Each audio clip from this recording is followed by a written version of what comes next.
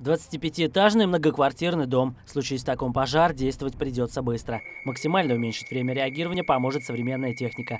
Датчики дыма есть теперь на каждом этаже.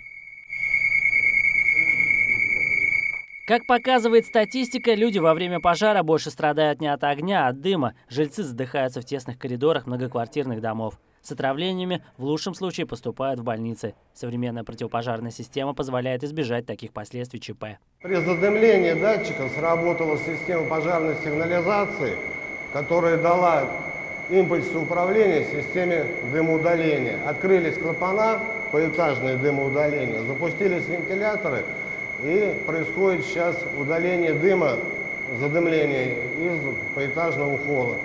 Одновременно с этим срабатывает система оповещения. Лифты автоматически спускаются на первый этаж, двери открываются. Сигнал о возгорании поступает на главный пульт, такой же в центральную диспетчерскую. Этот алгоритм действий позволяет минимизировать число возможных жертв.